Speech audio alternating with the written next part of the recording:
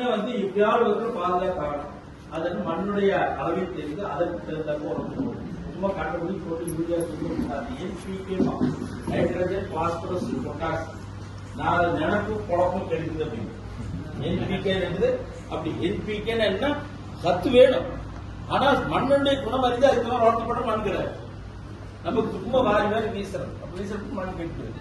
இப்ப அந்த சின்ன இன்ஸ்ட்ருமெண்ட்டை வச்சுக்கிட்டு மண்ணை அறிந்து புரிந்து ஒரு புரிதலோட விவசாயம் பண்றது. அதுதான் இந்த சின்ன ஒரு இன்ஸ்ட்ருமெண்ட் வேலை செய்யுது. அதுல நம்ம இருக்கிற வைஃபை அதிகபட்ச நுட்பத்தை கூட நம்ம உள்ள வைக்கிறப்போ அந்த நுட்பம் உள்ள வரப்போ நான் தொலைதூரத்து இருந்தா கூட என்னோட எடுத்துக்கணும். அது மாதிரி ரொம்ப எளிமையானது. எனவே நீங்க இப்படி ஒரு வாய்ப்பு இதில் வந்து எப்படின்னா விவசாயிகள் வந்து குரூப்பா சேருங்க. இன்னைக்கு 4 மணிக்கு ஒரு டெமோ மாதிரி நான் செஞ்சு காமிக்கிறேன். ஒவ்வொரு பகுதியில் இருக்கிற புரோகிரசிவான விவசாயிகள் முன்னோடி விவசாயிகள் ஒரு 10 பேர் ஒரு 50 பேர் வாங்க இணைந்து தொடர்ச்சியா அவங்களோட பயணிக்கணும். ஏன்னா வயிறு இருக்கிற வரைக்கும் சோறு போட்டாங்க. விவசாயம் என்னைக்கு வந்து ஒரு நாளைக்கு என்னைக்கு விவசாயம் முன்னிலைப்படுத்துதோ அன்னைக்கு இந்தியா முன்னேறத அர்த்தம். என்னைக்கு வந்து இந்தியாவில் விவசாயம் மூலமா தான் இந்தியா முன்னேறும், டெக்னாலஜி உண்டு அல்ல. அப்படி என்னைக்கு வருதோ அன்னைக்கு தான் இந்தியா வளரும். யாரும் நம்மள டைவர்ட் அத்தனை இருக்குது பொக்கிஷம் இந்தியா. ஏன்னா நான் 9 ஆண்டுகள் வெளியில் இருந்தேன். ஐரோப்பா நாடு அமெரிக்கா நாடு எல்லாம் சுத்திட்டே இருப்பேன். இந்தியாவோட ஒரு சொர்க்க பூமி யாருக்கும் எங்கேயுமே இருக்காது. அப்பா போல இமாலயம், அம்மா போல கங்கை, 3 பக்கம் தண்ணி மேல இது. எந்த விவசாயத்தையும் செஞ்சு பார்த்தலாம் இந்தியாவில். அனைத்தும் செஞ்சு பார்க்கக்கூடிய ஒரு தகுதியுள்ள ஒரு நாடு எதுனா இந்தியா. அதுல தமிழ்நாடு நம்ம தமிழ் பேசுறோம் பாருங்க. 247 எழுத்துல தமிழ் பேசுற தமிழ் வார்த்தையில் இருக்கிற அறிவு உலகத்தில் எங்கேயும் இல்லை. விவசாயத்தை சொல்லிக் கொடுத்தது தமிழ் தான். வேளாண்மை தமிழ், மருத்துவ தமிழ், பொறியியல் தமிழ் தனியா 3 சப்ஜெக்ட் வச்சோம்னா அத்தனையும் வெளியே கொண்டு வந்தாங்க.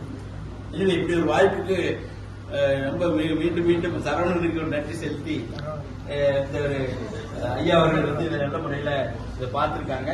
இதனுடைய பயனளிப்பு வரணும். நான் எதிர்பார்க்கிறது தான். சரி சரி.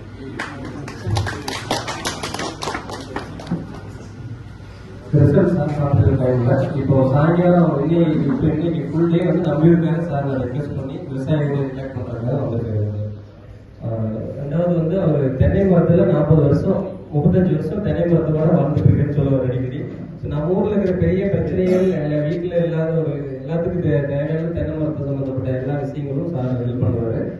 ஈவன் காய் எந்த சைஸ்ல இருந்து எப்படி மாற்றணும், இல்லை அது காயை வந்திருந்தாலும் தெரியன்ற அளவுக்கு அவருடைய ரிசர்ச் இருக்கு. எந்த சந்தேகம் அவர் சார்ட்ட கேட்கலாம். 4 மணிக்கு நம்ம கிடைக்கும். இப்ப இடையில வரலாம் வரலாம், நீங்க ஆஃபீஸ் வந்து எப்பனாலும் சொல்லலாம், நார்மலா பேசிக்கலாம். ரெண்டாவது வந்து ஒரு முக்கியமான வேலை பண்ற எஜுகேஷன் துறையில இருக்கிறதுனால 5 மணிலிருந்து 6 மணி வரைக்கும் குழந்தைகளுக்கு விவசாயத்தை எப்படி ஆர்வம் உண்டு பண்றது, அது பேரண்ட் கூட வந்து கேட்டு போய் கூட வீட்டுல போய் குழந்தை சொல்லி விடலாம். அந்த ப்ரோக்ராம் வந்து 5 மணிலிருந்து 6 மணி வரைக்கும் இருக்கு. ஸோ அது எப்படின்னா ஒரு ப்ராஜெக்ட் மாதிரி பண்ண போறாங்க.